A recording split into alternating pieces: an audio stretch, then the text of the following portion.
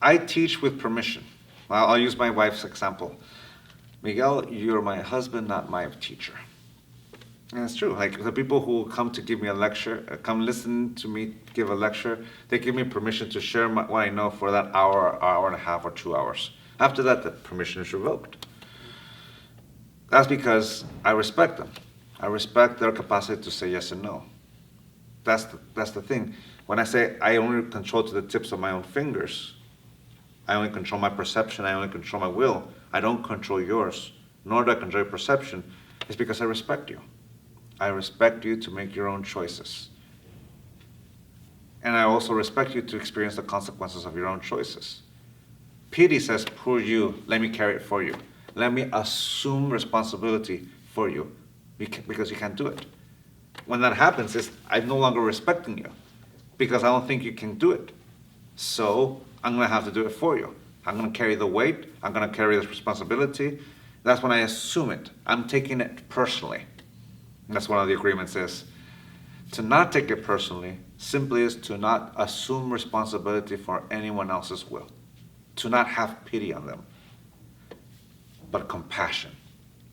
Compassion is the willingness to see it from their point of view, giving them the respect to say, I know you can do it on your own, but here's my hand if you need help. There's a difference between forcing someone to do what you want them to do and planting seeds and letting them know, here's my hand. Because in that moment, for example, if you have someone who's going through a tough time with alcoholism or something like that, you respect them, you're there to take care of them, but ultimately you let them experience the consequences of their own choices. And in that respect, when they have that moment of clarity, you get the phone call. And in that phone call it says, I need your help. I'm here, brother. I'm here, sister. I'm here for you.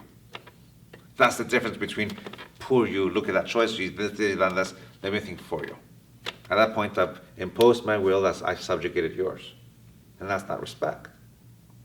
To respect someone is to see them as your equal.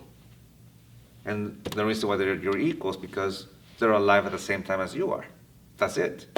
Be it man, woman, whatever. We're all equals because we're alive at the same time. And for as long as we're alive, we both have the power to say yes to the things we want to say yes to and no to the things we want to say no to. And giving that respect says, all right, this is how you live your life. If you need help, here's my hand. If you don't want my help, well, if you put your nose where it doesn't belong, it's going to get broken. That's one of those things my father always taught me. I teach with permission. My family teaches with permission. The books that we write help people with their permission. Mind you, it's not the books that help people.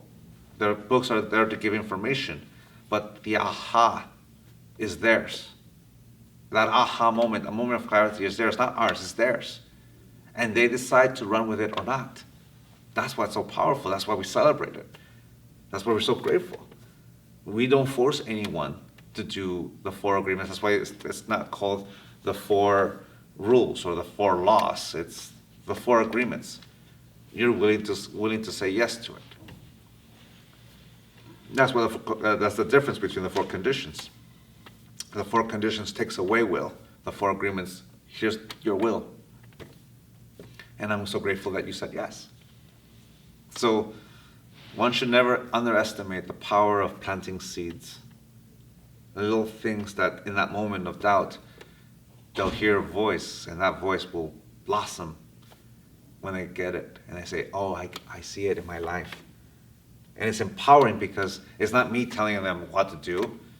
They see it and they make the choices what to do for themselves.